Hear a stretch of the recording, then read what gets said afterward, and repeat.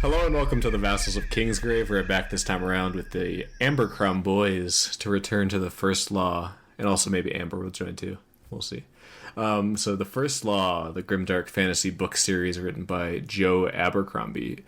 This time around we will be reviewing and discussing the third book in the Age of Madness trilogy, The Wisdom of Crowds is the name of the book. My name is, as Brett has dubbed me in our show notes, Zacharias, also known as Alias on the interwebs. And joining me we have... I'm Lord Marshal Brett, also known as White Raven on the interwebs.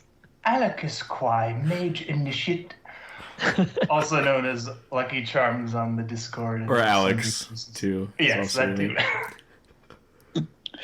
This is Greg and Hollowhead, who I don't remember from the book, but I'll take Brett's word on it, and Chloe's the Fool on the forums.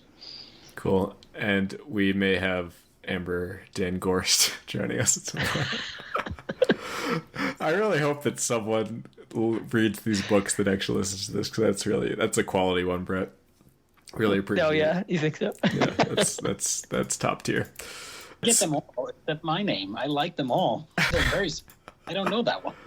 It's tough to pick. I don't know who they are either, and definitely I will be mispronouncing all the names as I did last time we did this. So that will be part of the experience. So let's get into it, I suppose, with our spoiler-free reviews and ratings of this book, of The Wisdom of Crowds, the last book in this trilogy that we've been reading for the last few years. I'd say let's do Kernsbick's autoerotic decapitation devices. That's what they're called, right? So let's go with that. I would rather not, because I don't want to say that mouthful. All right, whatever item or person or thing. I'll just call them devices. Whatever you prefer. Out of 5, what did you think, Brett, of this book? I'm on the fence with it. I want to say like a 3.5 or a 4, but that's more like my slight disappointment in the way the whole series ended. But I don't think this book was bad. Does that make sense? Yeah, and we'll talk about kind of how it functions as a totality after we get through the book itself, and I think that'll be an interesting discussion by itself. What about you, Alex? What did you think? Yeah, I'd say 3.5 as well. Enjoyed definitely this and Trouble with Peace, but after how strong A Little Hatred was, just feeling kind of whelmed, not disappointed, not ecstatic, but just whelmed on both of these books, and still mulling over my feelings on this trilogy as a whole. Fair enough. What about you, Gregan? I kind of do the same thing. Like every time I'm reading one of these books, I'm like, "This is the best thing ever! Oh my god!" And then I forget about it when I'm done. So like in the moment, like when I was in it, like it was like a 5, because I literally wanted to sit in my car and keep going. But then when it's done, I'm like, it didn't really, like, I didn't like the ending that much. I like little bits of it, but overall I did not like how it ended. But I assume there's more books, which I know there is, so it makes sense. But I'll give it a pretty much the same as you guys, like a 3.75, I'd say. Yeah. I'm going to be a little more harsh. I will give it a 2.5 autoerotic Kernsbick engine device decapitators. I did not enjoy a lot of this book. I mean, I like superficially, I always enjoy. I just think Joe Abercrombie has a really nice writing style that he has gotten better at over time. The line-to-line moments are always really good. The dialogue and everything like that is always quality. And as always, I enjoy the characters, but in this book, I thought the characters were almost, there's a few exceptions, but almost uniformly, I was disappointed with what the characters got to do in this book.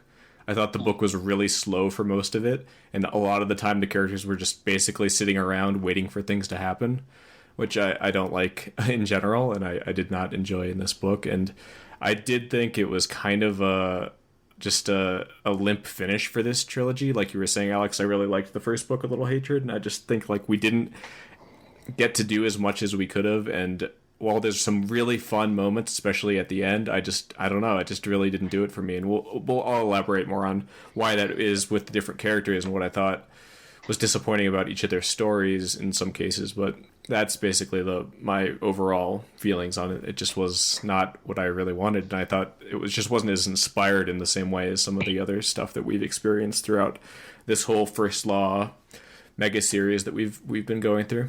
I kind of feel like it's kind of like the second book of a trilogy where it's a bridge book where you don't actually expect anything to be finalized, and it's just like a meandering moment in the story, it feels like.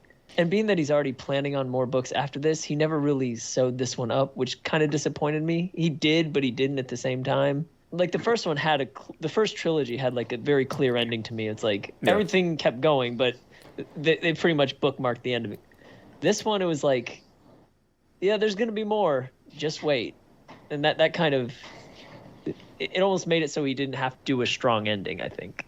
I totally agree with you, Brett. Like I was complaining to Zach immediately as I finished how the like prophecy tease at the end annoyed me so much because it was such a aren't you excited for more? And it's like you don't have to tease me. Like the first trilogy has nothing like that. Like it is a discrete, complete story for those characters, and like that's it. No cliffhangers. But I do think he wrote all those books and released them all like after he wrote them all. And I don't know if he ever had plans to do anything in the future with those characters or that world because he didn't know how it was going to pan out. So he like had to almost write a finish, where now he's kind of in the point in his writing career where he's like, they're going to let me write as many of these books as I want. Yeah. I think the issue isn't so much that for me that, well, I do think it's an issue that it doesn't feel like a complete like bookend, but it also, I don't mind him setting stuff up for the future, but I just felt, especially with that prophecy thing you're talking about, Alex, that it's just kind of forced, right? It's not organic. The nature of the setup, it doesn't feel like deft or clever or sophisticated the way that he does that. It just feels like, okay, I need to keep people engaged with this universe, so I'm gonna throw out some stuff. Like it's just not and it's fine. Like I like that, and I like speculating on that stuff, and I'm excited to see how it pans out, but it's just not the most quality way that you could present that kind of thing. I thought the tease with Baez. Oh, are we past the spoiler moment? Sure, yeah, we're past the spoiler moment officially. Okay. Yeah. I thought the tease with Baez at the end would have been enough. So I do like that, and I'll talk about that when we kind of get to that part, but I do think that's pretty clever, specifically the ways that we're kind of on Baez's side now. I think that was very well done, the way he kind of turned the tables with that, because Baez, for most of this story, has been the guy we hate. Ever since we kind of saw his true colors at the end of the first trilogy, we're like, oh man, this guy is the worst. Like one of the worst characters. Like every character. Yeah. Like every character has like, nobody's a hero. I mean, there are villains, but they're not like really villains. They're just, their point of view is what it is. And I just love all the characters anyway, so it doesn't matter to me. Yeah. I just want to read more. Oh, I will definitely read more. I'm not saying I've been put off on it. I do think there's some concerns, and we could talk about this also later, of like, and I felt this way for a while, honestly. Like, we're just kind of spinning the wheels a little bit in this world. But like I say, it's fine because I enjoy the moment to moment so much. I enjoy just being with these people and seeing the shit that they get up to. So it's fine. I will say this trilogy, it definitely reified for me, like, Joe's strengths as a writer are suited to the standalones. Like, I have a discrete, like, one book. These are the characters and story I want to write and not string it along for a trilogy. Like, I'm so excited for, like, what sorts of genre trippy things we'll have in store for the, like, an Oliver Twist in the First Law universe or something. Yeah, I get what you're saying. Like they're different. Like he like has different feels. Different to all genres. His books. Yeah, different genres. Like he might write a horror one or something, and you're like, whoa, that'd be awesome. Fucked up. Yeah, I think I tend to agree with that idea. Right, like the standalones have been the best, in my opinion, so far of the 9 books that we've had. And I think that it'll be exciting to see how he approaches that with the next 3, which is what we'll be getting next. And if he really does do a final trilogy, I'm interested to see how he kind of wraps up the whole thing. But I can't see him wrapping it up without going way into the magic sense, which he's kind of avoided thus far. I mean, there's a little bit, but it's almost like in the background and not in the forefront for the most part. I do think it's possible for there to be sort of those kind of elements of it that remain unanswered, or at least aren't fully contextualized and given a bow tie, but definitely we need something. Like, I think there has to be some kind of conclusion to the Baez sort of like Shadow War thing and how that's gonna end. Like, I feel like that needs something. I don't know though. He tries to break from some of the conventions with that kind of thing. So it might not be the case. We'll see. I mean, I think there's lots of ways it could end up being satisfying, but we're a long, long way away from that. So we'll see. At least it feels that way. There's going to be trains. Of course, it'll be satisfying. So there's trains coming. I can't wait for the trains. All right, so let's jump into the POVs here. I ordered this the same way we did with The Little Hatred, where I want to kind of hit the smaller POVs first, and we'll get to the bigger ones later. So let's start with Gunnar. So for me, I literally don't have anything to say about Gunnar. I literally do not have a single thing to say. He was the same person at the end of this trilogy as he was at the start, and that's the point, I guess, which is fine, but I just don't have anything to say about it. His part is the part that frustrated me the most, because that part felt like you were just spinning wheels. It's like you were using his eyes to see how bad everything was. Yeah. And I didn't need him, I guess, is what I'm saying. Yeah, and it felt like an obligation just to have him because he was a part of the trilogy, so let's include him, but didn't do anything, really. He went nowhere. Yeah. He really went nowhere. Yeah. Any other thoughts on Gunnar?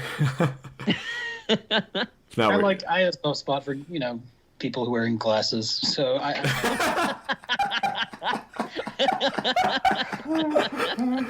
we're scraping the barrel on this. I still enjoy it. Like, there was no character, like Game of Thrones had those, or Song of Ice and Fire had certain characters that when their chapters came up, I was just like, oh, another one. But like, I don't really have that with any of these because it was just the pacing is always so fast. Even like Gunnar's chapters, it was just like the level of blood and awfulness happening was like, after a point, it almost felt like nothing because like, oh, well, 9 more people got kicked off the top of the tower, like so what? But I mean, we all knew what was like. He was a good man. We know he's a good man. He's gonna, he's gonna do the right. He? I think so. I don't know, man. Yeah, I would say, he's the kind of guy who justifies to himself that he is good, but at some point you have to judge a person by their actions. And of course he's kind of trapped in a bad situation, and that's what life does to you, right? It forces you to do things you wouldn't want to do out of desperation or just your circumstances, and that's what's happening to him. But I think if you were just evaluating him from the outside, he's fundamentally not a good dude. Yeah, and I mean, like, he loves his family. Like, he went through a lot of shit in a war. Like, I take that all, yeah, he's a soldier, he's a brute, and he tried to, like, be the good family man. And, Judge was right. She was like, I see you, I know who you are, I'm going to use you for what you are. And, that's what he was for a while. And he, and it's that it was Savine that actually kicked him out of it, got him out of it, not his wife, even though he thought it was. But if you put him in, like, a juxtaposition with Shivers, like, they're kind of the same type of guy. That's true. They both wanted to be better, and Shivers got into some shit just like he did. And Shivers got himself out, and I guess it was Rika that really pulled him out of his state that he was in his whole life. But you would have thought that his family would have done that for him, but they really don't. He thinks about it when he's with them. He's like, I should be better. But then as soon as he walks out, he turns back into the same dude he was. All right, you convinced me. He's a bad guy. Thank you. It's Fuck his glasses, Greg. Glasses suck. I hate them. I have astigmatism. I can't wear contacts. I'm right there with you. Yep. Yeah, and he's kind of similar to Logan too, and in some ways Logan has the same problem where he really can't escape who he is. And that's unfortunate, but it's sort of like more justifiable because it's like some like condition he has or something. Like he just can't control. I don't know, but well, Shivers kind of had that too, though. He went through that too when he like went through the whole almost like a Bloody Nine thing. Yeah, like he saw the Great Leveler in one of his visions or whatever. I guess, yeah. And he's like overcome it. Yeah, and Logan really kind of didn't. I'd have to revisit Red Country. I know he does bad stuff in the book. Oh, he gets taken right over. Yeah. He goes right back. Yeah. All right, let's hit Clover, another character that I really just don't care that much about, personally. He feels like Clover. He's probably my favorite. That's awesome. I'm happy for you. I will say most of my fondness is just from Stephen Pacey's delicious line reading. He had also the accent and just the way he...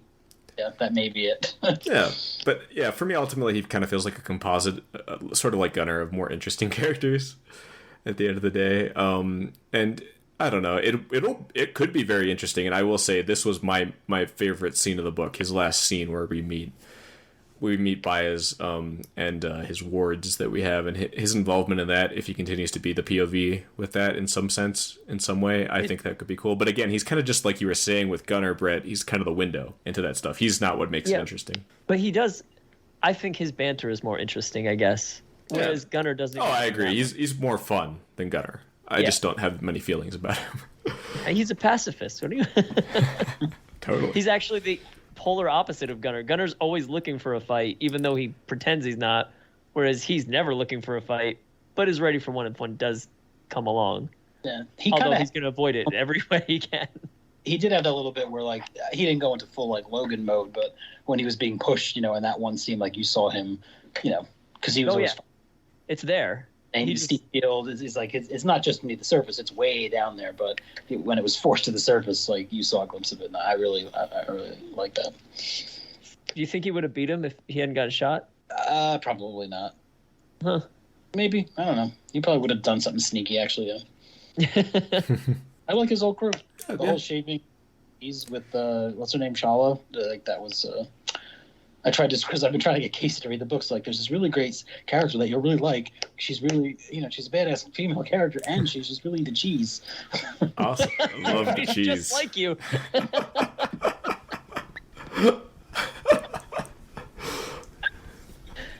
I mean, you like Gunnar because he wears glasses, so there's clearly something there. We're simple people. That's a pretty small role for her to try to get into the books. Just be like, who's this person you're talking about? Don't worry, she shows up like 1,000, 1,500 pages, maybe. And maybe shows up for 10 of them. You'll see. Any other thoughts on Clover? I think most of it's the banter in his scenes. I just think Joe does a great job with banter between characters. Like, the dialogue is fantastic, and that is a great spot where it really shines. Don't dispute that at all. I don't know where I saw this on Westeros.org, but someone described the future as him being the evil Obi-Wan Kenobi to this evil Luke Skywalker, like raising the sequestered away, like hidden or just Darth Vader. Does this kid ever get a name? I don't believe he gets a name. I've seen like names the fans have given him, but I don't think the book actually gives him a name. Okay. Yeah, we'll see on that. Yeah, but so I'll discuss this here because I think it's the most relevant part of the whole thing. But I really like how by putting Hildy with Clover and with Baez and this whole situation over here, like because we like Hildy and because we like Orso, we are now kind of rooting for these people, right? We want their little plans to succeed, even though we know Baez is a really bad dude. But is he any worse than Glocta at this point? Right, so we're kind of turned against Glocta, and we're really turned against Leo because of everything he did in this series. We just hate his ass, and we want vengeance. He convinced me. Except for that one moment when he's talking with Ricka, and he's like, he realizes that everything bad that happened was pretty much Savine's doing. And he's like, well, shit. And then he has to be an asshole because he can't help himself at this point. But you realize in that moment, he's like, oh, man, I could have been better. But then goes right to being the dick. Yeah, I kind of understand, and we'll get to this more with Leo, but I understand how he got to be the way he is. And I think like I've read some comments about him in this book, and I think people don't really understand what he's about. And we'll get there. But yeah, I'm really excited that sorry, I jumped the gun. That's fine. It's gonna be passionate. It's all mixed together, right? So it's gonna happen. So yeah, I mean, I'm really excited to see how Joe continues this aspect of it with Hildy and with the unnamed son of Black Calder, and to see how we like to see if that continues, that we continue to be on their side, to be engaged in what they're doing. And I think especially like Hildy's the linchpin, right? Because we really like Hildy. She's really fun, so we want to see what she does. But maybe at some point that will turn again. Do we think this kid's mother is ever going to matter? Or do we even know who it is? Does it even matter? I don't know. It's not like, I don't know if you're saying like there's like some like bloodline thing coming to play. No, nothing like that. I mean, who knows with Hildy? Maybe she could be a bastard of Giselle, or he's going to set her up as a bastard of Giselle. I re-listened to our like theory part of A Little H, and I was like, I was proposing that Hildy was Orso's daughter. I was like, what was I thinking? All right, yeah, it's actually plausible, like time-wise, as I was saying at that point, but I don't know. He'd have to be pretty young. Yeah, but he was as I said at that time, he was definitely getting down at a young age. And now he's down forever. We'll get to that. All right, so Vic was kind of a stealth MVP actually for me over the course of the whole series in this book.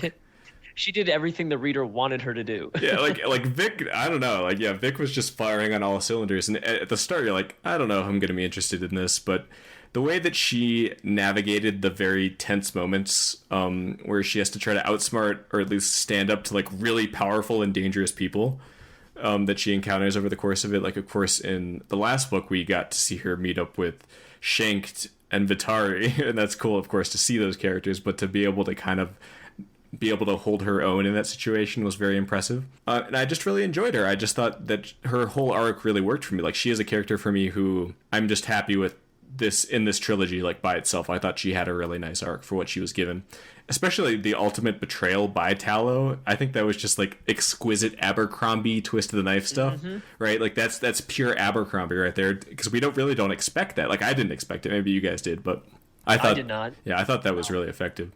And I don't know, her ending was satisfying. Like, she's going to go live in the far countries, and I don't know, just nicely packed, simple character arc. Yeah, if she makes it, I don't know, but it was good. What do you guys think about it? I hope she does come back, because I enjoyed her character. Yeah. And how, like, the broken road that led her to where she was is just crazy to think about. So her father, Sepdan Teufel, was only arrested because he was going to be put up to be like the next council member by whatever the fuck the other dude's name was, the one that was against the one before Glocta. Archflector Salt? Archflector Salt, yes. Nice pull, Greg. Thank you, Greg. So the only reason why he was like the master of the mint or something like that, and they convinced Pike to betray him. Well, convinced him. Yeah, we'll use that. Convinced Pike to betray him to make him to get him out of the picture and send him to Angland. So that's the only reason why she was there, was because of Salt, but because of Glocta and Pike. And they're the people that she was taking the orders from, which is kind of fucked up. Yeah. And I don't know if she knew that necessarily. I mean, she did know that Glocta was the reason she was there. Yeah, I think, like, it's so cool with that whole situation, and also with Pike himself, like, to see, like, how those characters that we met in the first book that Glocta was interrogating, like, all weave together into this, all the way into this. And I think that's just something in general that I enjoy in terms of the continuity of the whole thing, is to see how that keeps coming up and keeps like the sort of the decisions that have been made in the past do have these long lasting consequences. And Vic is definitely has been a great vehicle to explore that.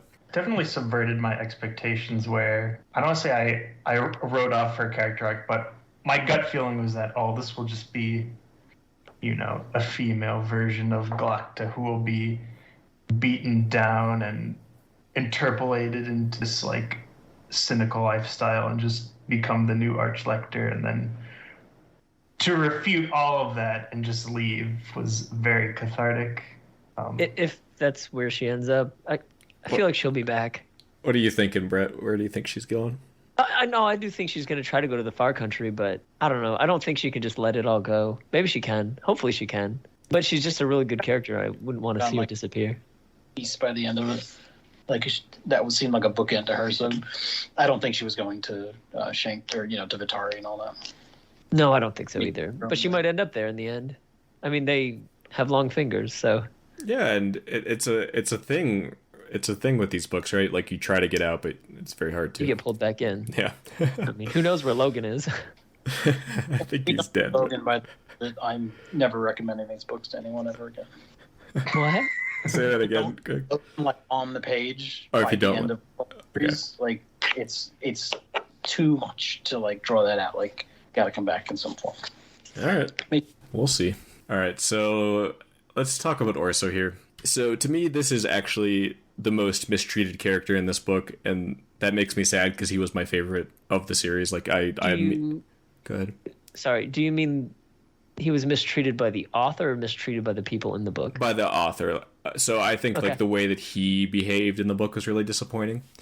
And I understand that he's in kind of an impossible situation here, right? He doesn't have a lot of maneuverability, and he does what he can, right? And he is betrayed in a very, and we'll get to this with the next character, like a very Wrenching way. yeah, in a very gut-wrenching, effective way that is another good Abercrombie twist of the knife. But I just think Orso was just kind of a character of himself by the end of the book. Like, even when he is being executed, he is just like quipping and making light of his dire situation until he literally is dead.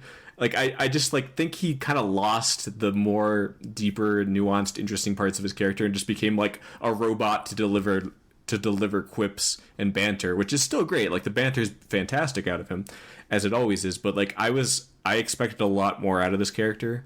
I really had, like, just in general really enjoyed him and was excited to see more of him, but he really just didn't do anything in this book. Like, there was no conclusion that felt interesting or meaningful. And of course, I mean, he's dead, so it's not an issue anymore, but I don't know. I just was really disappointed. I thought there was so much more that could have been done with him. Well, I think when it comes right down to it, the same thing bit him that was biting him in the first book, where he'd get all this motivation and then it would amount to nothing because something always got in the way. Sure. Yeah, and the same thing kind of happened here. Like, when he did everything, we'll call it right, like when he started doing things right, because he was kind of, he kind of got dealt a shitty hand because that stuff that happened, was it Valbeck? Yeah.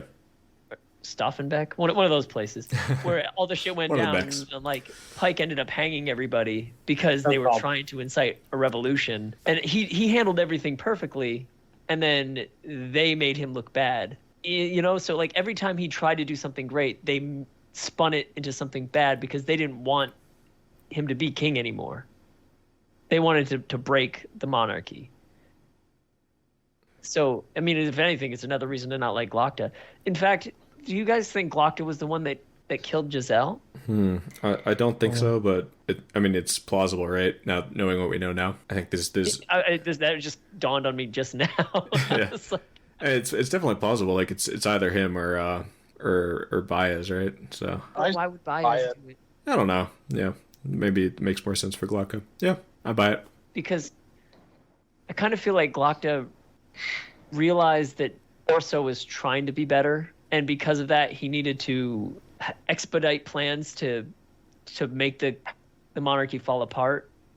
And he also like framed Giselle as a terrible leader at the same time to make people rebel. Because otherwise, I actually think Giselle, if given power, would have tried to change things. I don't know if he would have been able to because of who he is. But, you know, he's always been like, you talk a big game, but then when it actually comes to doing something, you don't actually do it. Yeah, so maybe that's it, right? Like, maybe I expected too much out of Orso. Maybe he is just the guy who doesn't act. But I don't know. I just thought there would be more there, more resistance, more fight out of him.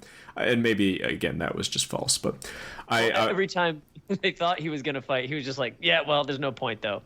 Yeah, and we do know he was a decent fencer, but he never even had a sword. Sure. I don't necessarily even mean it that way, but yeah, just like some kind of resistance to what was happening to him. But I guess you're right. Like, he never was that guy. And as we see, and as we've talked about in the past, like, sometimes we want these characters to change and grow, and sometimes they just don't.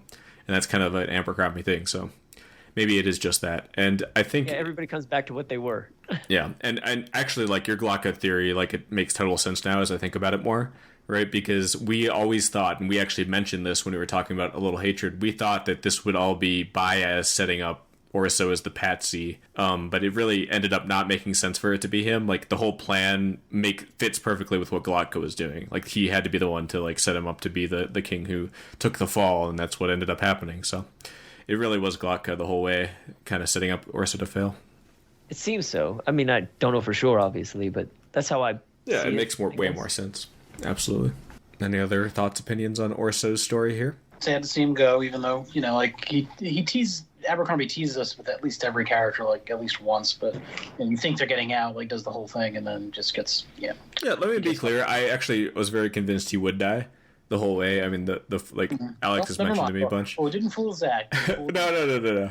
I'm just saying, like, it seemed like, and Alex mentioned this a bunch, like the foreshadowing of him being hanged is very palpable.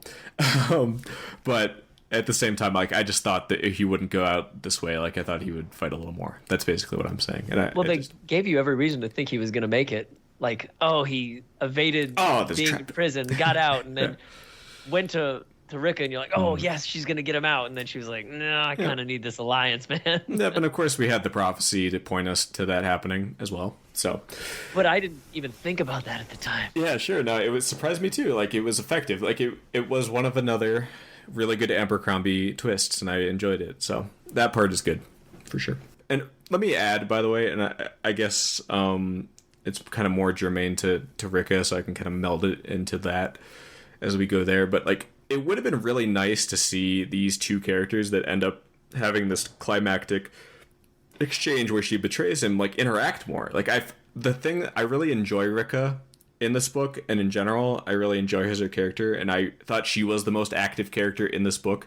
She was really making moves, and her trick with making it seem like her friends had turned against her was a cool bait and switch. Like, that was a cool thing she got to do that no one else really got to do. So that was good. But I thought, like, just in general, like, over the course of the series, like, there was this setup in A Little Hatred where she would get to, like, be a part of things, but she really wasn't. Like, she was siloed in her own thing the whole way. And if she had not been, I thought this Orso moment would have been a lot stronger. I thought a lot of the stuff that just ended up happening would have been a lot stronger. Like, I just wanted to see these characters be together more and do things together. Like, and it just didn't really happen. I think she wanted the same thing. Felt like they were only interacting for like a few days. Yeah, it was like the moment in A Little Hatred and this moment. That's it, really. Yeah. So, yeah. That was disappointing for me. Like, I in general, like, I don't like the constant treadmill of the North where, like, someone, like, takes over and then someone else does eventually. And I get why it's a thing, but it's just kind of boring to me at this point. So I was hoping she'd kind of be more involved in these other events, but she really wasn't directly. So. Well, she brought the whole North together. That's never been done. Yeah, we'll see how long that lasts. You little faith. Yeah, maybe Rika will be the one to do it, and that's great. I'd be happy for her. It sounds like there's a lot of blood coming from the North. Who would have thought? Yeah, and generally characters that are in charge of the North and characters in general that go against Baez don't win in the long run. Things go bad for them. But maybe that'll be a change too. Like, Baez does not have the grip on things that he used to. Yeah, he lost a lot.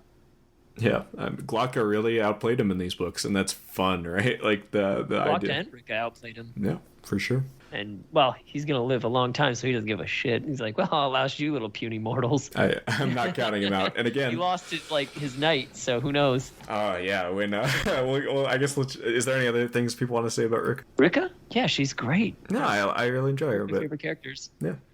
Like, her banter was great. Everything, like... She had some of the best lines in the whole book. Like, every time she was in a conversation...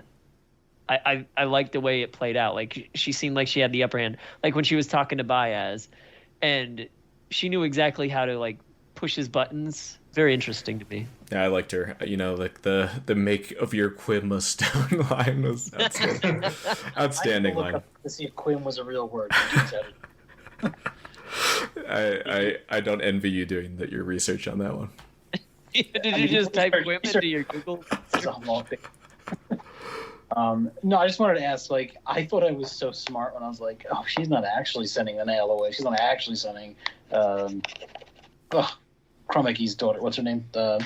Isern away. Like, did you all assume that was fake, or did I actually pick up on it? I wasn't totally sure, but it did kind of feel like, yeah, like it happened so quick that I didn't believe it. I have to force myself to be a critical reader, and I was like, I got one finally, and then I was like, oh my god, I was right. But then I didn't think if it was like actually a big thing, because I didn't get anything else.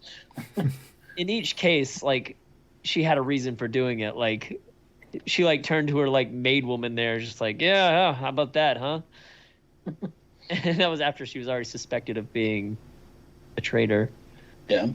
I guess what mostly annoyed me with respect to that was how Black Calder did not suspect anything. A character supposedly so perspicacious and intelligent just waltzed right into the trap. I mean, that kind of made me roll my eyes a bit, but whatever. I guess. I do think he felt like he needed to do something. I mean, they did have his son. I don't know how much he really wanted to get him back. He's getting up there, but he's like 48 years old. He's lost his fastball, man. He's not slinging it like he used to, you know. But I don't know as if he thought that she had those kind of tactical skills. Yeah, I think he probably underestimated her, and Yeah. that's She was just the young wolf. yeah, she's unwise in the ways of war and stuff. So maybe that was it. And I really enjoy how she like manipulates the long eye as a thing when she's not really getting prophecies, but she is able to use it still to her advantage. Like the idea that she might know something. I think that's really good deception by her, and definitely I can see how you'd be fooled by it. So, But at a certain point, you got to be like, she doesn't see this shit. Because all it takes is, I mean, she's very vague about it. I'll give her that. But when she's like, I've seen it, all it takes is for that to not happen once. And you're like, she's full of shit. Damn it. yeah, But these people are living in like the fake Middle Ages. Like this is their life, you know, like, oh, there's witches, there's like it's all real to them. yeah, but and it literally is real often. It just wasn't in a lot of cases here. And I forget, like, the whole reason that she went to Carib to, like, get the wards put on, wasn't it because, like, she needed it shut off? So I was confused. Like, I thought that choice that she made was that, like, it's the eye, or it's the long eye, or it's your life. And she's like, fuck the long eye. But it's just more selective now, or she's, like, force it? It's just not, it doesn't happen as often now? Is that what happens? I think it was turned off, like, the whole time until those prophecies at the end. Like, it wasn't doing anything until But that's weird to me. Like, I don't understand how it works. I don't understand how it works either. Yeah, I don't need to know exactly. It's good. And I liked Carib at the end bringing the Shanka to fight for them. Yeah, like, I couldn't tell if we were meant to fear that, you know, Mr. McBone or whatever. Like, over the top. You know, like, I didn't find him, and he was just a joke to me. And like, obviously, he's not Stranger Come whatever. Yeah. I don't know any. In the pantheon of big scary dudes, he was pretty low on the tier list, I would say. Yeah, stole about bones. And Mr. McBone was not scary. Well, I think Calder is scraping the bottom of the barrel at this point. Like, of course, that's Baez that hooked him up with them, right?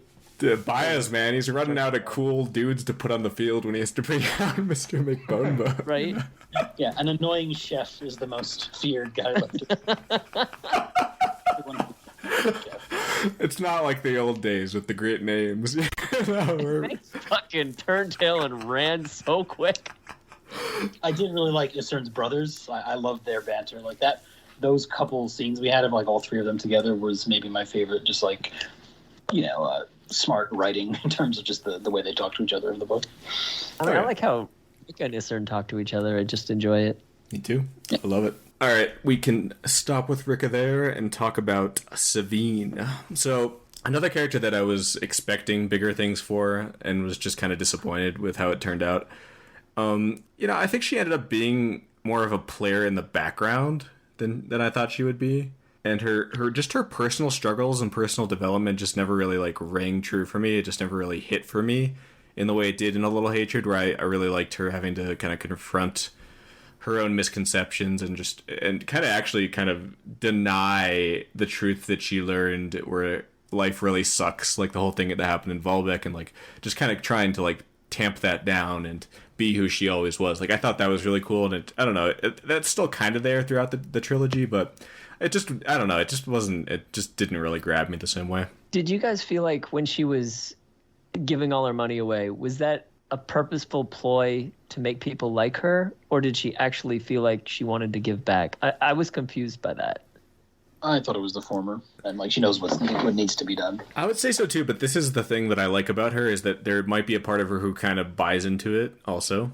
Like I think that there is like something there where it is complicated, right? Where like she like sees that it's a ploy and uses it as a ploy, but also is like, maybe I'm actually trying to be better here, but also I know I'm not a good person. Like I don't know, she justifies it to herself by being like, well, it's just a ploy to keep me alive, but she really wants to do it. Yeah, it's sort of she like just can't square it with her business side. Exactly, like it's kind of a repressed goodness almost with her, and I like that stuff. Like I've always liked that about her, but yeah, I just wish that we had kind of seen her be more active and do more stuff. I don't know, and maybe I'm expecting too much ultimately. Like she was at the end when she actually had some way to exert power, but here when she was like in prison the whole time and all she could do was give their money away. Well, they weren't really in prison, but you know what I mean. Like couldn't step out of themselves, otherwise Judge would have like persecuted them. Judge, what a terrible character.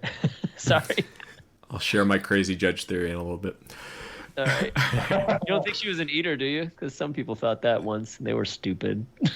Oh yeah, you did. We'll get to that. We'll check in on our theories. My theory is way more insane than that. So. Well, Judge was insane, so it makes sense. Yeah. Yeah. I mean, her climactic encounter on the tower is good. Like, that's just a nice little moment. I enjoyed that. But yeah, I don't know. Just wasn't quite as much as I wanted. I like that she kind of not forgave, but like that chick, I can't remember her name, that was always against her. And she's like, no, we're going to give you a spot on the close council. Celestine Huygen. Huygen, yeah. Huygen, whatever. And she's like, we're going to put you on the council. And she almost like bought her loyalty, even though I don't know if she would stay loyal. If she could find a way to... That was weird. I wasn't sure like what her game is at the end there. Like she seemed like bought in, which is kind of weird, but I guess she's just continuing to like seek advantages as well. Yeah, which she was doing the whole time. Yeah. I just was surprised how on board she was with Savine. Like I thought there was like a blood feud between them or something. I don't know. I don't think so. I think at one point she wanted Savine and her to work together, and Savine was like, no, this bitch is trying to take all my action. She's trying to grow bigger than me, and I got to be the biggest chick on the block. So it's Savine who's the one who's petty about it. I think Savine was... Yeah. She did a lot of shady things. Oh, for sure. But compared to our next character, she was a fucking hero. Let's talk about the Glotka part for a bit, because that's like a fun reveal at the end of her story. Okay. So of course Glotka ends up being a power player, and that's very satisfying, right? Like we love Glotka, right? So it's cool to see that he's like making moves, and he was like kind of the mastermind of these books, and it really does feel like he outplayed Baez in these books. But at the same time, we're not really liking the horses he's backing, so we're kind of like, I don't know about this, right? And he's very brutal about it too, as he always is. I wonder what he would have done if they hadn't risen to the top. Like, could he have gotten out, is what you're saying, basically? I don't know. Like, obviously, it's easy for him to reveal himself to his daughter and be like, yeah, I was doing this the whole time, and I'm going to rule through you because you need me. But what would he have done had it not been her? I guess she was going to survive because she always had Siri. What the fuck was her name? Zuri. She always had her right next to her to protect her, so she was never really in any danger. But I don't know what his plans were had they not risen to the top. Well, I think he was the one kind of putting that into place in some ways, right? How so? I don't know. Okay, good. But it just felt like he was kind of manipulating it in that maybe like not initially, because I guess his first plan was just to kind of disrupt Baez with the rebellions and the breakers and burners and all that. But I feel like once he kind of saw the way the wheels were turning with that, he probably helped nudge things in the direction they ended up going. He may have even said that. I don't remember. I read this like a month ago. I don't know. He did. I mean, I don't know how much control he had over the situation. Like, he had Pike. So when they decided Rizanow wasn't the guy for the job, they pivoted to Judge, and Judge definitely wasn't the job. That was not the play. Right? And I don't know what their plan was from there. Like, I mean, had Leo not been as tactical a statesman as he ended up being, I mean, where would they have been? Yeah, maybe we have to thank Leo for all of it, and Glodko was just riding his coattails the whole way. He did become oddly good at the job. So, all right, let's jump into this, right? Like, that's been the main criticism I've seen of Leo, or the writing of Leo in this book, is that he just, like, becomes, like, a genius or something. But I went from, like, go ahead. I'll disagree with that, and of course you guys can argue the point, but, like, the idea that he's operating like a political mastermind, to me, is just wrong, because he has a lot of help the whole way, and he's just in a great position, right? Like, his position is so awesome the whole way through this whole thing, because everybody loves him, right? Like, his popularity is such a tool that he can easily use to maneuver, and it never goes away. It never gets challenged. Like, Orso is constantly being beaten down, like, no one likes him constantly, but there's just something about Leo, who Leo is, that, like, just people love him, and that makes things easier for him. So I don't think he became like an absolute master manipulator. He just was in a great position. Like, his cards were he just had aces the whole way, and that's why it was so easy. But I will say, like, the patience he had, like, knowing that no, it's not my time yet. I need to reject this here because if I accept it, then they're going to reject me. Like the fact that he could puzzle that out doesn't fit with like his hot-headed swing first, think about things later nature. Now, granted, he was dealing with the aftermath of hitting first and thinking about things later and deciding that there's got to be a better way. I mean, to some extent, even Glocta became kind of a mastermind, and he wasn't to start with. Almost a lot like Leo. Yeah, but we think he's smarter. Like when we first meet Leo, we think he's like dumb as rocks, right? Like he's just an idiot. Yeah. So if it wasn't for Durant, he wouldn't have any good qualities like any intelligent people around him. Right. So it seems more implausible that he would be able to do that. But like I say, like, and maybe this is a case where a character actually did change a bit, and I think it's plausible the things he learned over the many failures he had, that he would be a little bit more savvy. Like, I find that plausible. But maybe this is, I don't know, maybe it's too much. But I didn't feel that way. I felt like he just was so well positioned, like he could have been a lot stupider and it still would have worked out for him. I see, but like the parallels of him and Glocta are pretty good. Glocta was like a warrior that just wanted to fight, wanted to be the best around, and then he was, we'll say, humbled by the Gurkish, but I think it was far more than a humbling he took, and he realized that my body can no longer sustain what I want to do with my life, and he had to change his tactics in life. So maybe the same thing happened to Leo. It happened so quickly, where with Glocta, I feel like it took years for him to get to where he was. Yeah, but I also find his actions less impressive than what Glocta does. Like, I'm not like stunned by the brilliance of his maneuvers. Okay. I get what you're saying. Yeah, I get what you're saying. But I think the fundamental... It's not like he did anything crazy. Yeah, but I agree with your fundamental point that he does have to change kind of who he is, right? Like, because of him being crippled, right? Like, he just has to think differently. Because honestly, he's pretty easily outplayed by Savine later in the book, at the end, when he's just like, oh, damn it, but I can do this. Crazy and all by the end of it, so she brought him back to Earth. I still view him as a figurehead, but he's a dangerous one now because he's just like so up in he's smelling his own shit so much now. Like he's a very dangerous person, but still one that can be manipulated and probably handled at some point here. I'm so ready for him to go full Napoleon. I want like an efficacious human antagonist to like, as opposed to all these like immortal mages we have pulling things from the shadows. Like, we haven't had that since Bethod, really. I mean, Glotka's not a immortal superhero, but he's still alive. One of the few. Yes, he's been around a long time. That's true, and like, yeah, it's interesting. I don't think much of Leo, so I don't know if he will end up being the super mover that you maybe imagine, but it's possible. I might just be reading it wrong. I think he is definitely the big bad. Like, I think of course his last chapter is the villain, right? So that is a clear light post to that. But I think that'll be interesting, right? Like how he lives up to that role and how long he lasts in that position. And I think we're positioned against him as a reader, so. I mean, right away he's like, let's go to war. And they're like, no, I don't know. Yeah. And it'll be interesting if he ends up being the guy who ends up ignoring all that and he kind of ends up fully opposed to Savine, whereas they're kind of like implicitly opposed at this moment, and how that goes. If he can actually, without the support of Savine and Glotka, if he can actually, and maybe like Glotka decides I'm going to back Leo instead of Savine. I don't know, like what he'll do, but probably not. But I don't see how that could ever happen. Yeah, probably not. But yeah, like, can Leo stand up without that support? That would be interesting. Well, he will have to do his standing with one fucking leg. True. All right. Any other thoughts on these characters, kind of individually? It feels like there was more main characters than this, but I guess not. These are the peeps. Yeah. So, kind of relevant to that, I'll complain a little bit also about the little people chapters in this book. So, of course, that's been a long-standing thing in this trilogy, and also for Abercrombie, he does these chapters like that are big mosaics of a bunch of different characters. And it's usually the highlight, right? Because he's pretty clever about those and how they play, and it's kind of cool. But these felt kind of like obligatory to me in this book. Like there's no moment I was like, "Ooh, that was cool," like relative to the other ones. Like I was like, they're just here because he does it. Like it just felt mechanical in a way that they didn't before. Compared to the Valbeck one, which is like the Valbeck one is a top tier. Like whenever I'm having a good day, I will still say out loud, "What day? What day?" I really say that. Yeah. What is that from? It's like, oh, you didn't read the books. So I was kind of disappointed in that too. But I don't know. Sometimes they just don't hit. Like sometimes you just don't have the same creative impulse or like the juice. It just isn't there as much. Do you guys agree, disagree? How did you feel about this?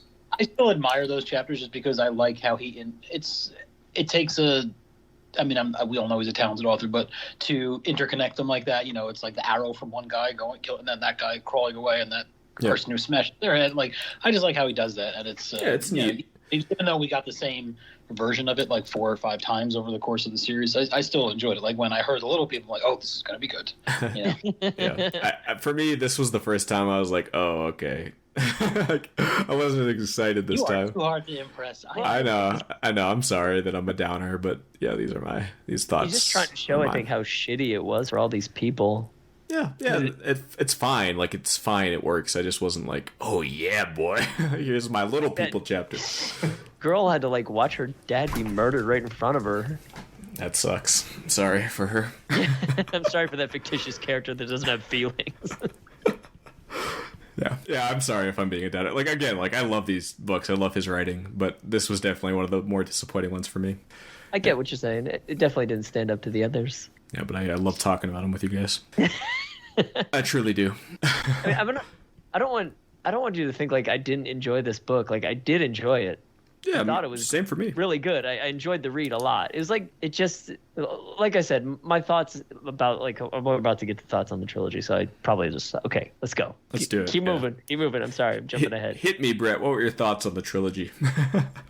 Well, I think we've already talked about it, whereas I think this is like a bridge in a bigger, like a trilogy of trilogies, so it doesn't have like a finite end, and he's almost teasing the future too much rather than just completing this trilogy without worrying about the future like he seemed to do in the first one. I mean, like the first one, Logan just falls and we assume he's dead, and of course he brings him back, but we didn't know that was going to happen, and we just assumed that, like, okay, that's how it ended. That's crazy. But in this one, it's like, oh, don't worry, Baez is still stirring the pot, and there's going to be something big and magical coming in the future, and just let this finish is what I wish they would have done. And sometimes, like, when I was like 3/4 of the way through this book, and I was like, how are they going to get everything in? Because I was assuming there was going to be more to it, I guess. And that's where it kind of let me down. I expected more, but it wasn't bad. I enjoyed the whole book. It's just at the end I was like, oh, damn, now I want more, and I'm not going to get it for a long time, and that disappoints me. I guess that's where more of my disappointment comes from. Because he didn't put a good bookend on it, I'm like, I wish we could have got more that would have satisfied me for a longer term. So that's fair. Expect that by the trilogy. So that's fair.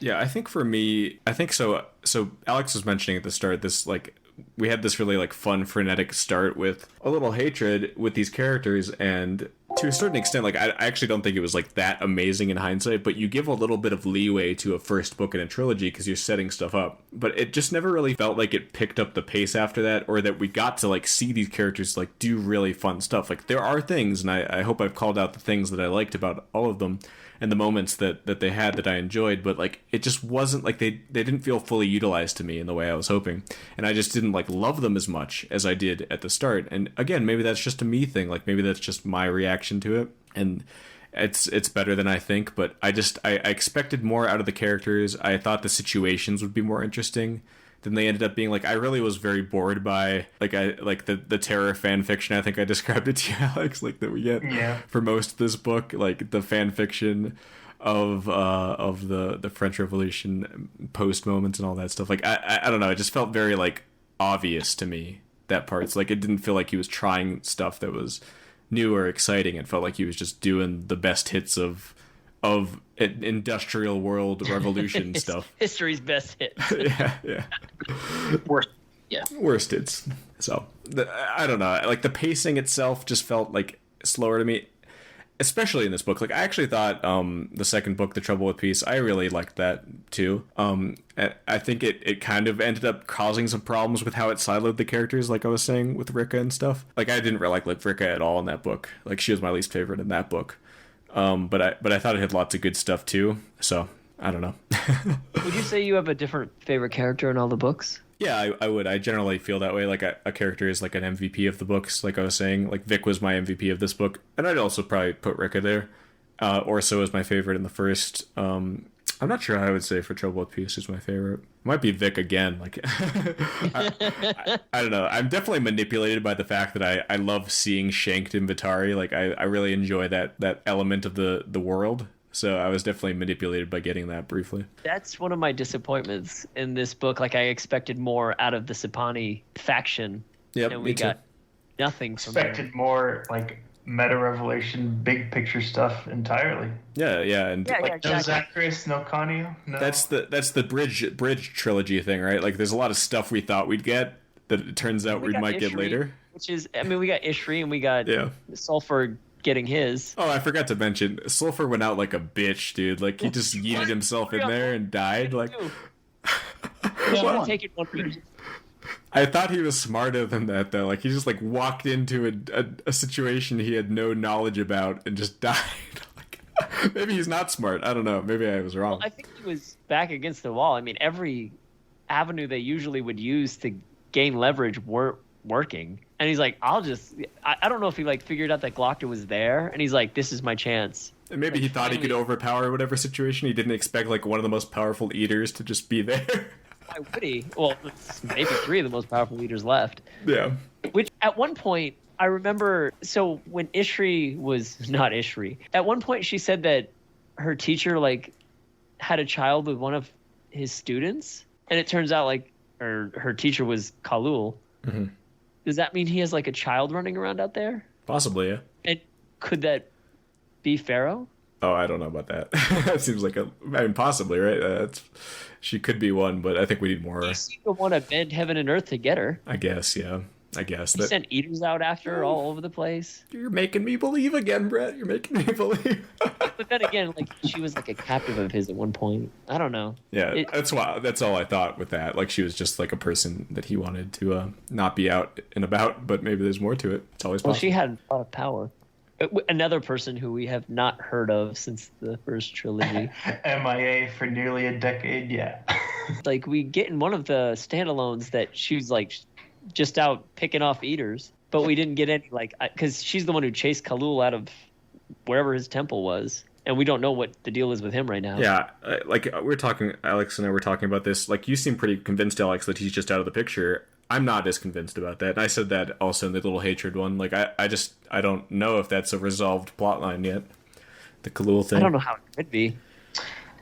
Well, what's the line that Bias has he negotiated, like, an armistice with a troublesome sibling? So that seems to indicate he's still around. Yeah, so it seems more likely now that something's going on there. And just the way that Ishri/Zuri was talking there, like, it just sounded like he was still a factor to me. And maybe that's just conjecture. I don't know. Another ball in the air that we really didn't get much on in these books that hopefully we will. I mean, like I say, I don't need resolution and all this stuff, but right. A lot of it is what makes the books fun, right? Like, the theories and the sort of meta stuff, like you were saying, Alex, like, that's a lot of what's fun about it. So I just don't think we got as much of that as I wanted.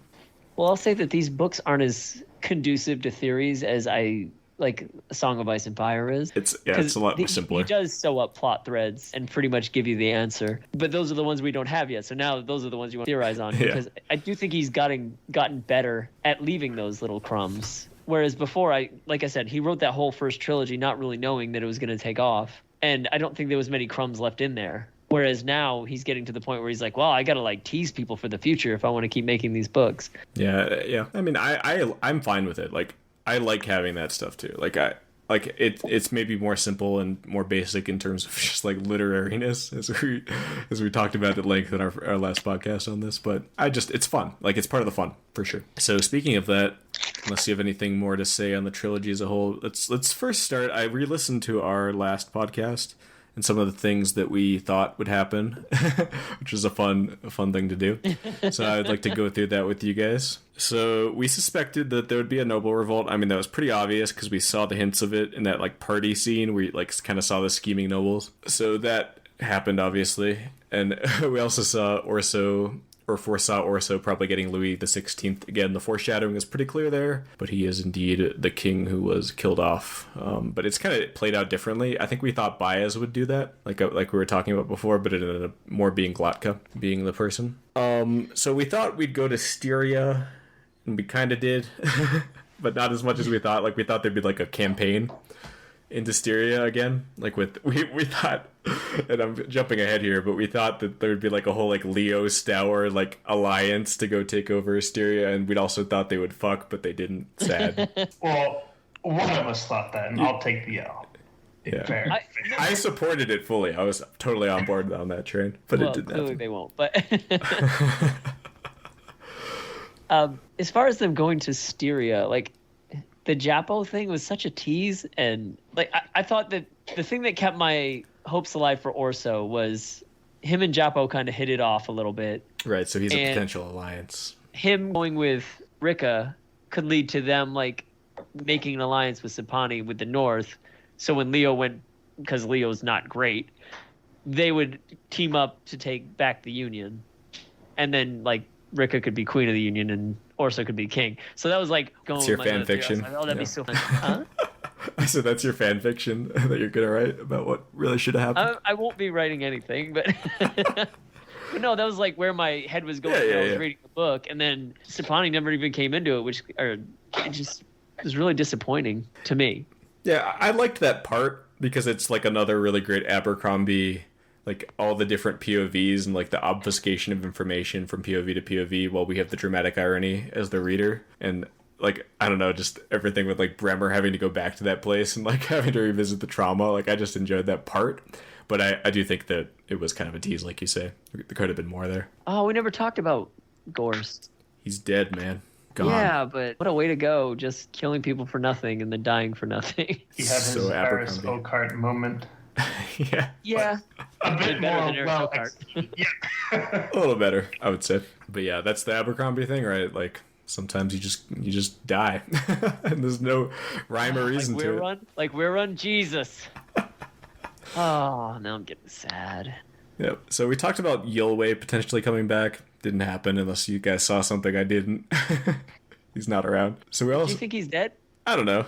Probably not, because he's a mage. So. Magi. Yeah, well... But he is he was kind of in a bad spot last we saw him. I think he could have talked his way out of it. Possibly.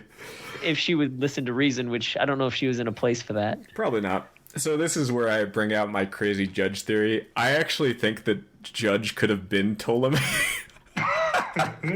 Okay. So the only reason I think this is she has that one scene where she's talking to Leo, and she's talking about the Magi and the Maker, and like all this shit that I don't know why she cares about it. And I was just like, that's like kind of a Ptolemy thing, right? Like talking about that stuff. So I don't know why she was talking about it. So that's the only direction I can go. And of course, Ptolemy is one of the people that can take other people's faces and stuff. So Yeah. and also Judge is crazy. So I don't know. Fell to her death again. Yeah, so maybe that's just all it is, but that's my crazy theory. So I'll take big time credit if that ends up being true, because that's fucking insane. Yeah. I don't think she would have gone out like that if she had been, unless she'd lost some kind of power. That's like the thing too, right? Like she goes out too easy maybe for Ptolemy, but maybe Ptolemy's like weakness is towers, you know? So maybe. So that's what got her again. Fucking towers, man. Yeah. So I said the owl was Rika. That was pretty obvious. And she was, in a really satisfying way. So the Bald Weaver, we mentioned Baez. I said my insane Savine theory that the Weaver was Savine. That was obviously not the case. Brett mentioned Glotka. So it turns out it's both, right? Like it's both Baez and Glotka, kind of. Baez in the visions, but Yeah. Glokta in real life, I guess. Yeah, so like Glotka is the Weaver, but the person that Rika saw was Baez. I believe so. Yeah. At least at the end.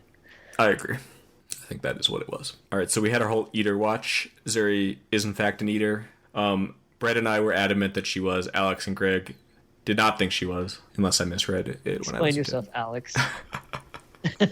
I thought it would be so on the nose and obvious that it had to not be the case. But, Right, you of know. course. We didn't know she was Ishru. We didn't even mention that. So, No, I never thought, no. because Ishri was always wrapped in bandages, and I guess this one was. She was always wearing dresses. So, Brett thought Judge was an Eater. Probably not, but she's probably Ptolemy. Yeah, probably. But this is the best one. Brett also, he also proposed that Clover was an Eater, which at the time was like What were you? I don't know what you're going off of, but I don't think that one's true. Breaking up. What was that? You laughing at my Clover theory? You thought Clover was an eater, but it wasn't. We don't know that. Yeah, we don't know for sure. I'll admit he's not, but he hasn't died yet. So we thought that the person with the head stitched together with golden thread was Monza, which made total sense to me at the time. Like you brought that up, Brad, and I was like, oh, that must be it, yeah. Why wouldn't it be? But it's Because Karib. we didn't know Karib had her fucking face stitched together. She got split in the head with an axe. Yeah, so that was a surprise.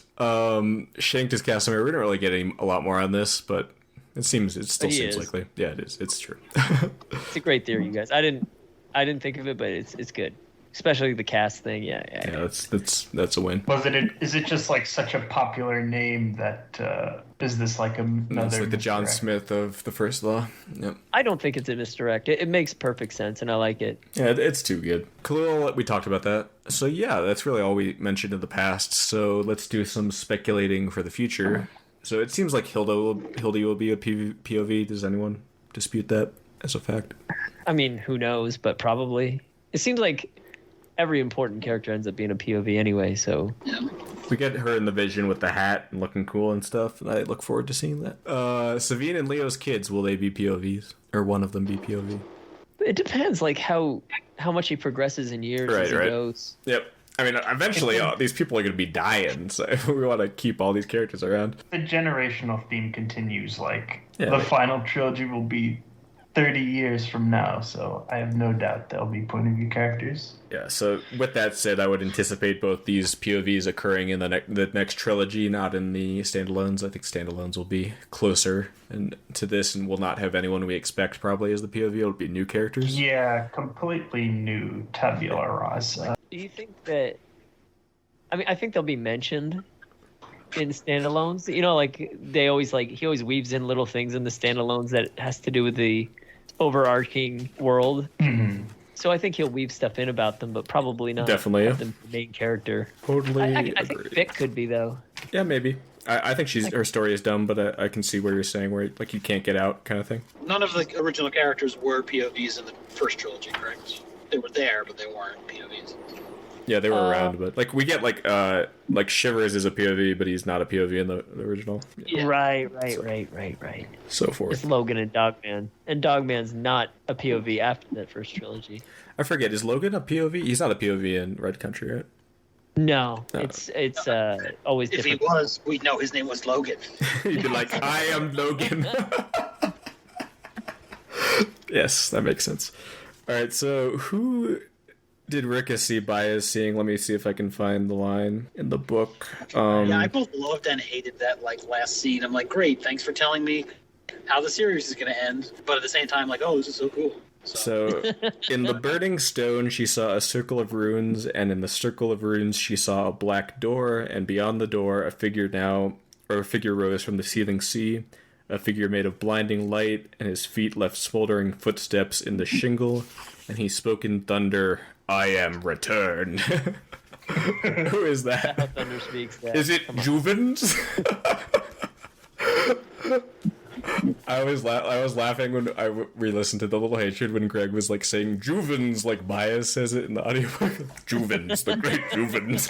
I have no memory of that, but thank you. It was really good. I appreciated it. So who is that dude?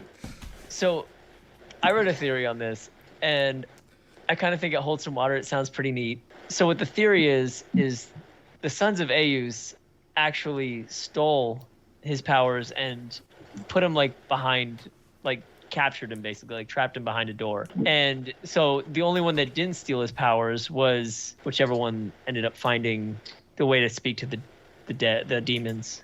What was his name? Sorry, I'm blanking pretty hard. Bedesh. No, Bedesh is the one that can. He's the one that can speak to spirits. I'm talking about the one that went digging because he got nothing. I don't know. I don't know. I rely on you guys for this. That's it. Okay, Glustrad. And Glustrad, the theory is he was trying to find his father because he wasn't part of the group that captured him and stole his powers. So he's trying to find him, whereas the other ones, they took his powers and just spun the story to where he gifted them the powers and left the world for them to foster it into the world of the future, and this would be Ao's returning. This is like Ao's. breaking Okay. through the gates. Yeah, that makes sense. It sounds like kind of a basic It's a lot of thing heavy to say. lifting to do. But yeah, Ao's is definitely a candidate. Maybe Glustrad himself. I don't know. One of those big important people, probably. I would say. Juvens. Is it the master maker himself? I don't know. Canadius. Yeah. So what is he gets like nuked out of existence by the seed, Glustrad? That's what happened to Glustrad. Yeah. Yeah. He didn't do the 11 wards and 11 wards reversed right. Had something to do with salt that made it all better. Made Baez able to control it. All right. I think that's all the theory stuff I had. Do you guys have any theory things? Trains. Trains, what are they? I do like how technology advances in these books. Unlike a You lot can't of get other trains series. before guns. You have to get guns. I know they have. They already have cannons. Yeah, but like they gotta have guns because it's all still swords and shit. All right, but Nobody we saw have hand the cannons yet. That's just the way it autoerotic is. decapitation device, so it's only a matter of time. Yeah, they've got steam engines and stuff. I bet guns will pop up in one of the standalones. Probably. We'll have a I mean, they have to gunslinger. have them in the far country because that's where the cowboys and the Native Americans are. Sorry, it's peoples.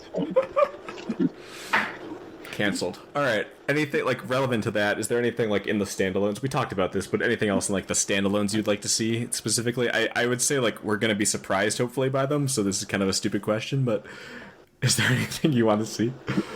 I think the only standalone that didn't really surprise me was the heroes, as far as like what it was about. It's just 'Cause, like, battle. Well, no, like Best Served Cold was like a completely different place that we'd never seen. Yeah. before. Yeah, and I And the only don't character we had was Shivers. and I don't know if these books will have that advantage. Like the fact of seeing Stereo was so exciting at the time, but like, is there a new place we could even see? We haven't seen the South yet much. Yeah, we could go down there. Yeah, that'd be cool. I'd love that actually. I want it now, Brett. I need it. If Joe doesn't get it, I'm gonna come to you. Be upset. It would be nice to. I mean, I don't think it would ever happen in a standalone, but it'd be nice to actually meet Khalul. He's the POV. It'll be What? Khalul's. I said he's the POV. It'll be Khalul's story. Yeah, he would be a big character. I can't wait. I would just like to have somebody talk to him. Maybe he's like. I'm wondering if Abercrombie's like doesn't know how to approach his character yet. Maybe he's just not important. I don't know. I say that a lot with these books. I don't know. The what second he's- you put your big bad guy on the page, he's less scary. So he probably wants to keep him off as much as possible. You know? Well, I don't even necessarily think he's scary. He might even be the good guy for all I know. At least he's the antagonist to what everyone on that we know of already. Though, so. That would be the fun reversal, though, as Brett's saying, if he ended up kind of siding with him in some fashion. Like that would be Well, the fun way to show him. He was kind of painted as like more understandable when you get like the actual what happened. Like Baez clearly the bad guy. Yeah. Baez is the worst. We know this. Yeah, and he was like just opposed to Baez. Now, if he's really enslaving people and killing them, that's not cool. Maybe they're all bad guys. Seems it, right? The only true hero was Dogman. Dogman was the only good guy in the whole thing. I like that kid that I thought was Shivers. What's his name? Beck. And I like the guy that I thought was Clover. That wasn't Clover. That guy, I liked him too. I don't remember his name. I know who you're talking about, the guy who like goes to be a carpenter again and hates it, that guy. Yeah. No, he Hardbread. He's Hardbread. in these. He's in these? No, What? not Hardbread? Who? Where? No, Hardbread's in these books. That's not the character I'm Oh, talking about. Hardbread's the one that he fights. Yeah. He comes back. No, he goes right back into it at the end of that book. I don't remember the guy's name, but I like why that guy can't I too. Because literally, he was like Clover. Like, that was Clover's character, basically. I thought. But he goes right back into it, like because he realizes he's a shitty carpenter, and Hardbread comes and asks him if he wants to join the Right. Dogman, and he's like, "Fuck, let me get my sword." I'm back in, But as we say. the fact that none of us remember his name means he probably wasn't in this book. No, Hardbread was. That's who I was thinking of. Well, he was old then. Yeah, he's probably dead. So I guess my last question would be are you guys still excited about this series? I know Brett is, so it's probably a foregone conclusion there. But do you still get excited about seeing more places and seeing what's next? I literally forget about these books until I'm going through the shit catalog and I go, oh, there's another one. Oh, I'll get that. I literally don't even think about them. But then when I'm into reading them, I'm like, these are the best things ever. So yeah, I'm looking forward to it. But I'm gonna forget about it in a week. Kern didn't craw. Sorry. That's him. Oh, that's who it was. Yeah. I'll take more, please. They are my go-to audiobooks when I have nothing else to listen to. I just turn one on and start listening to it, and I get right back into it. And I love it. They're delightful. They're kind of they're my Marvel movies of books. Sure. Mm-hmm. Yeah, they're just fun. I don't need to pay that close of attention. I could just have it on in the background, and when I pay attention, I'm like, God, I love this. Yep, they're just fun. But I will say, I'm not as excited about the future as I was, but I do in the moment, as you say, Greg. I just enjoy them when I'm reading them. So, and that's fine. We have these so many people, they read. Oh, do you have the new Haruki Murakami? I must read the new Haruki Murakami. I'm like, that's great if you love Haruki Murakami, but I feel so many people read quote unquote literature because it's expected, and that's fine. We sell a ton of those books. I read some of that stuff, but these books serve their purpose. I remember Brett describing them before we even read them. He's like, they're just fun books or whatever you explained. I was like, that's fine. Yeah. And they're Harlequin romance novels for men. Exactly. And those Harlequin romance novels are, Nora Roberts and Julia Quinn, they all serve their own purpose to get housewives to... I think Greg relies on those books, okay? Those books pay the bills. They pay the bills, yes. Stacey Abrams wrote erotica, before she got into government. So, but they, no, I love these books for what they are. I've always had a hard time selling them in the store because, the R. Scott Baker, I put a sign on those. I'm like, if you like Game of Thrones, read these. It's the next big. What are you doing to people, Greg? You're making people read that shit? A year. What's that? I was saying you're making people read that shit? What are you doing? No. Oh, no. It's your guys' fault. I mean, it's literally Alex's fault. But I don't sell as many of these. We have people who are do you have the new Abercrombie? We may sell 5 or 6 a year, but it's weird that I expected to sell more of these, but I still love them in the moment, but they just don't seem to have the the staying power as Game of Thrones or and I think it's because they don't stick with you, like you said. It's a good fun story, you enjoy it. But it's not something that you I don't want to say that you think about. I don't necessarily think about them when I'm not reading them. But when I get back to them, I was like, God, I love this. I just enjoy this. Yeah. But I'm not like Game of Thrones. I was constantly thinking about the characters and where they're going. Part of that is it's never going to be finished.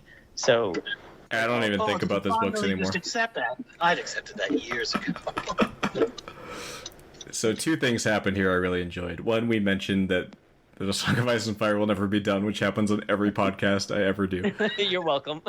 And also, we bookended these books are not literary; they're common man trash, which we started out the. Well, they're not young. They're not new adult or young adult. They are adult books. They're simply adult. Yes, so we can bookend these podcasts better than Joe can. So suck it. If you were going to compare this trilogy to his, what is it, the Shattered Sea trilogy, whatever the other one was. Yes, you say it with such disdain, and I'm I just can't remember. Those are my favorite. New adult books. I didn't dislike them. You were like shattered shitty sea books, whatever they were fucking called. Wow, jeez, calm down. No, if you were comparing this trilogy to that trilogy, where would you put it? I haven't read this. This is automatically better, and I'm pretty certain it's better anyway, even if I had read them. Okay. I thought you were on the podcast. Didn't you do the podcast? Oh, it was gonna be. I think I missed that one. I read the first one, yeah, but I didn't continue. Yeah, I read the first one as well, and I don't remember anything. I liked them. They were fine. I liked them too. I think what Greg liked about them is they're post-apocalyptic. Like the Postman. Like his jam. I just like when I was like, oh, if you turn the map a little to the side, it makes sense. Whereas this has no map. No official map, right? Greg, have you ever read his name? I know me and Alex talked about him before. I'm leaning in closely. I'm listening. I've been steepling his fingers. He's steepling his fingers. I just go fucking blank when I'm talking on a podcast. Hold on. Take your time. We're at the end anyway. Yeah, I'm really looking forward to the standalones and getting surprised. And I'm hyping myself up just from that, Waterstones interview where Joe sold the final trilogy as a climactic finale between the forces of magic and the forces of technology, because the images I'm conjuring in my mind Lasers. are pretty metal. Lasers. My expectations are really high. We'll have giant steampunk tanks. Fighting Glustrad and his demon legions. Yeah, I can see it. With trains. Trains everywhere. What books are you talking about right now? I'm curious. I'm trying. We can't leave until you figure it out. We're stuck here until you. I'm blanking so hard. Do you have like any info? What does the cover look like? Is it blue? Fuck yeah, it's blue. Which one is it, Greg? Quick, tell me. Be several. We people all the time come in like this. Well, it's blue with a little green on it, Greg. What is that one? I don't know. The Witcher. I have no idea. I think The Witcher's red. What genre? It's fantasy. It's like a. Why can't I think of? Do you have like any ideas about what it's about? Yeah, I can completely explain to you. Well, then give me that, and we can work with that. We talked about it last time we did this Locke podcast. Lamore, the Liza Locke Lamore, the Lynch. Is it Mark Lawrence? Mark Lawrence, thank you. Boom. Jesus. Broken Empire. Because that's adjacent to Shattered whatever. Because it's also a like neo-feudal post-apocalyptic. Okay, so he just keeps writing. Yeah. I haven't read those. I haven't. All right. Well, there's like 2 trilogy he does that is like in. We talked about it last time. It's like in this post-apocalyptic world, and then he's done 2 more trilogies now that are like seem like they're in the super future of even that world. Are you talking about like the battle nuns or whatever? Yeah. Red Sister and yeah. They're connected, and I don't understand how yet. I want to say the second trilogy's done. There's another author did that. S.M. Sterling. I don't know if you know him. He wrote like in the late '90s. He wrote this like trilogy about the island of Nantucket was like transported 3,000 or 5,000 years into the past, and then he writes this other like 12 books post-apocalyptic series, and then like you realize it's all the same, and I kind of felt cheated and like elated at the same time. Well, those sound stupid. Anyway, I was upset. That's not literature. These Mark Lawrence books, I don't even know if I like them. I think we talked about this last time. I don't know if I like them or not. I do read them. How many have you read? Huh? How many have you read? There are 3, 6, 9. I think there's 12. You like them. You like them. If I had to actually physically read them, I might not. Yeah, that's fair. Yeah, I've read 7. I read the Broken Empire, and then there's the direct sequel to that. That's like the other Prince. Yeah. And that one is like taking place at the same time as the one with Jorg. And then there's 2 of them that are like the nuns. And then there's another one that's not the nuns, but it's connected to the nuns. And then they bring in. Do you remember Taproot? No. I read those. Those were like a one and done, never to be thought of again. Yeah. I don't really like Mark Lawrence. Well, so he's like very vocal about how he does not care about making art, but he just wants to make lots of money because his daughter Celine has a very debilitating health issues, and like he just wants to fight for her, which I respect. I respect his hustle, but like the books not Are these thundering. like real books? These aren't like self-published. Like it's. Oh no, those are legit books for sure. Like they're published by like not Bob. They're published by like Tor. They're on Audible, dude. Absolutely, they're on Audible, Greg. No, they're legit. That's like a serious fantasy series that people know about. Okay, no, that's fine. I know I have blind spot. I haven't read them, but I just know that they are relatively established. I find them very interesting, and I like thinking about the world probably more than I like reading the books, maybe. But I don't know where they're going, and I don't know. Just contemplating the intertextuality of like, how does this far future connect to the past? I think what really got me, like when he tied them together with just like that one character, I was like, holy shit, what does this mean? Because otherwise it's just I'm burning Audible credits and I might as well continue on the story. In there. Yeah, I'd actually be interested maybe in a conversation kind of about where fantasy fiction is at right now. I think it's kind of an interesting topic, kind of a complicated one, but I don't know, maybe that'll be a thing. Well, it's interesting when books now seem to be combining science fiction and fantasy and making them like a one, which I'm sure has happened in the past, but it seems more prevalent now, I guess. Maybe I'm wrong. I would agree with that. Like, I've read some like more modern stuff than, I guess, like, I mean, this is modern, obviously, it just came out, but like he's been writing, like Abercrombie's been writing for so long, and like the way that it's definitely shifted, I would say, like the approaches in a lot of ways. So that is definitely an interesting topic, but a tough one. There's definitely been a lot more like acceptance of sci-fi and fantasy in like mainstream literature, like Station 11, which is like straight post-apocalyptic. Anything with this magical realism is now like just straightforward magic. Is much more like 10, 15 years ago, you'd look at the New York Times bestseller list and it was all just like John Grisham and James Patterson, and they're still there, but you have books that that jump out more often. Buck the trend. Yeah, than they used to.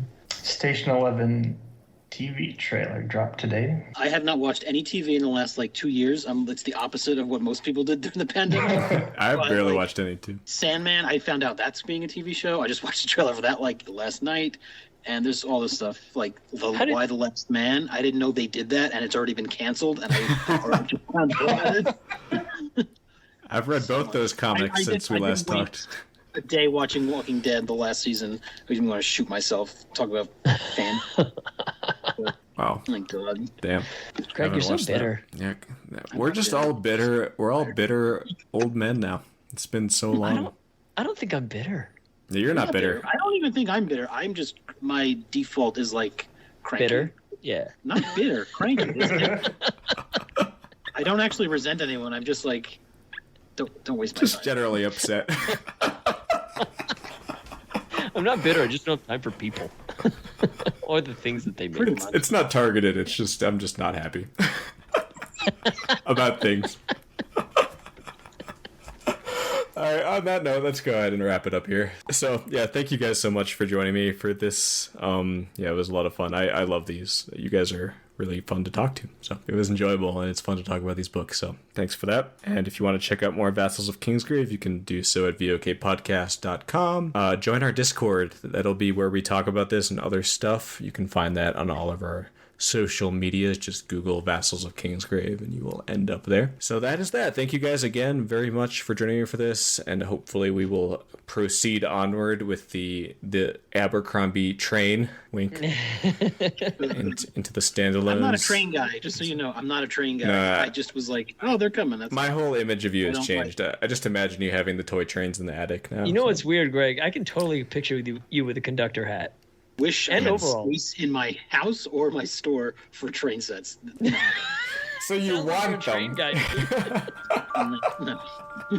All right, thanks guys. We'll be back at some point. Bye. Thanks for organizing that.